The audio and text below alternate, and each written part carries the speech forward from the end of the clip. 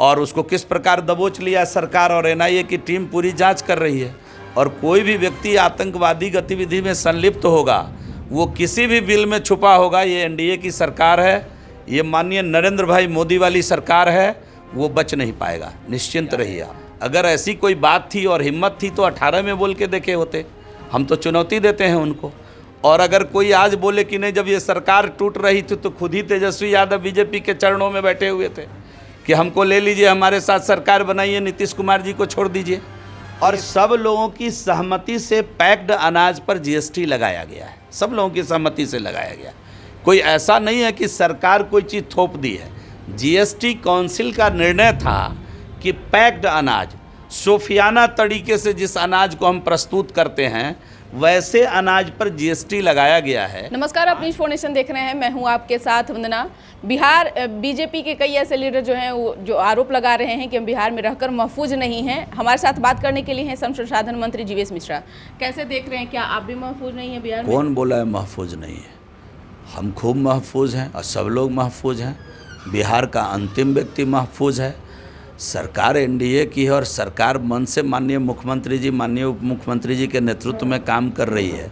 तो ये कहाँ से सवाल आ गया? नई बात। अरे तो कॉल आ रहा है, कॉल जिसका आ रहा है उसका इलाज कर रही है ना ये सरकार।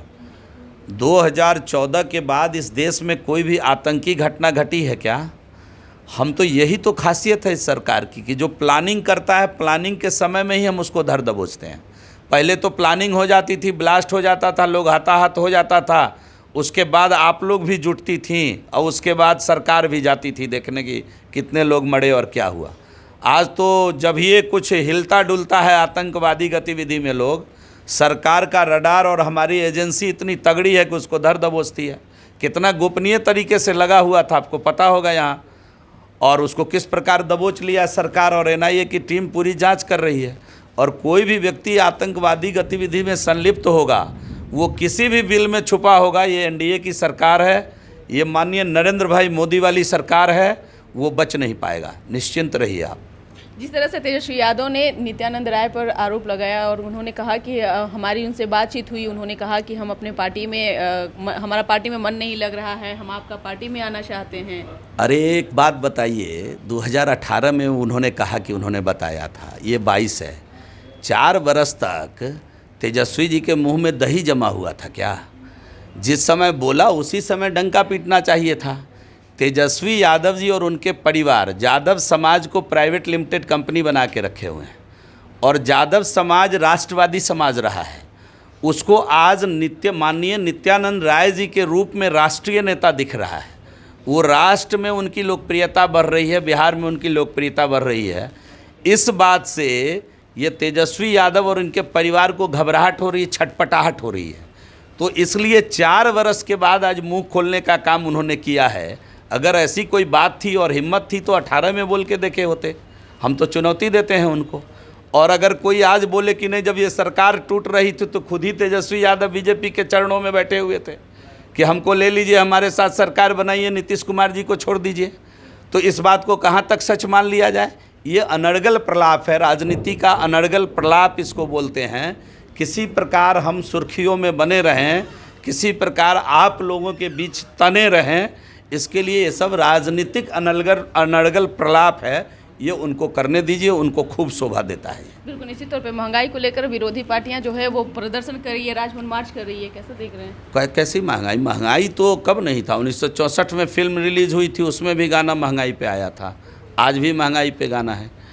तो इसलिए जो व्यवस्था बन रही है आज, केवल ये इस बात की चिंता हो रही, जो लोग आज मार्च कर रहे हैं उनके जो वित्त मंत्री हैं, जब जीएसटी काउंसिल की बैठक चंडीगढ़ में हो रही थी तो उसमें क्या कांग्रेस पार्टी के वित्त मंत्री नहीं थे? राजस्थान सरकार के वित्त मंत्री नहीं थे? क्या ममता दीदी की वित्त मंत्री वहाँ नहीं उपस्थित थे? क्या केजरीवाल साहब के वित्त मंत्री वहाँ नहीं थे? जीएसटी काउंसिल की मीटिंग में पूरे देश के वित्त मंत्री चंडीगढ़ में अपनी उपस्थिति दर्ज किया था और सब लोगों की सहमति से पैक्ड अनाज पर जीएसटी लगाया गया है, सब लोगों की सहमति से लगाया गया। कोई ऐसा नहीं है कि सरकार कोई चीज़ थोप दी है। जीएसटी काउंसिल का निर्णय था कि पैक्ड अनाज, सोफियाना तरीके से जिस अनाज को हम प्रस्तुत करते हैं वैसे अनाज पर जीएसटी लगाया गया है। आज भी जो गरीब गुरबा किसान हैं, हम लोग किसान परिवार के लोग हैं, हम तो खुला अनाज रखते हैं। हमारे यहाँ कोठी है, कोठी में अनाज रखते हैं और जब घट जाता है तो 5-10 किलो उसमें से निकालते हैं, फिर धोते हैं, सुखाते हैं, पिसाते हैं, फिर खाते हैं। तो उस अनाज पर कहाँ जीएसटी लगा है? तो जो खुदरा तौल वाली अनाज है उस पर किसी प्रकार का जीएसटी नहीं लगा है। तो कुछ लोगों की आदत है समय समय पर सरकार को कह भी दे कि इस काम को करिए, और जब सरकार सामूहिकता के साथ उसको कर ले तो पीछे से विरोध करिए।